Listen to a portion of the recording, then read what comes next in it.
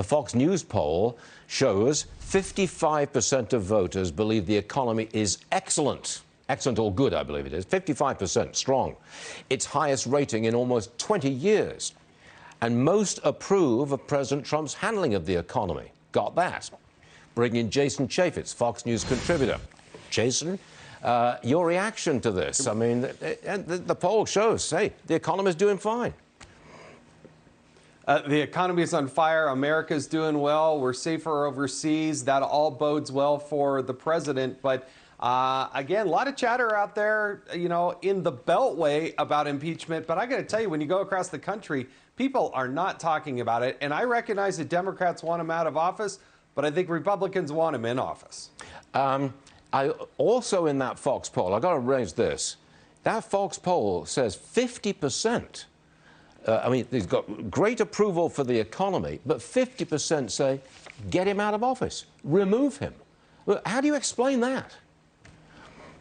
I would really like to dive into what are called the crosstabs of that poll, because I don't believe that half of America wants to see him gone. Like I said, I think the Democrats will do anything, say anything. They've demonstrated that. They want him out of office, but I think the president is just about as strong politically now as he has ever been. I need your comment on this book, the Bolton book. The New York Times has got a piece of it, a quote from the book. And it shows, they say, that Mr. Trump explicitly linked a hold on Ukraine aid to an investigation of Joe and Hunter Biden.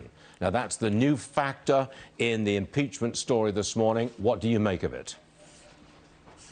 Well, it's just simply not what happened. The money did flow. It flowed before the timeline.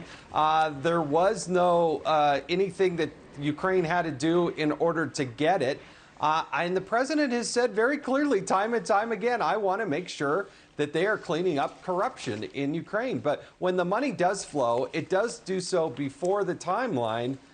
You know, they can say, hey, well, he wanted to do this, wanted to do that, but that's actually not what happened. So I got to believe that the president is on the right on this one. I got to tell you, though, that Senator Mitt Romney, he says that 4 senators want John Bolton to testify. 4 Republicans want John Bolton to testify. I think the obligation of the United States Senate is to hear the case as made by the House Democrats. They did so.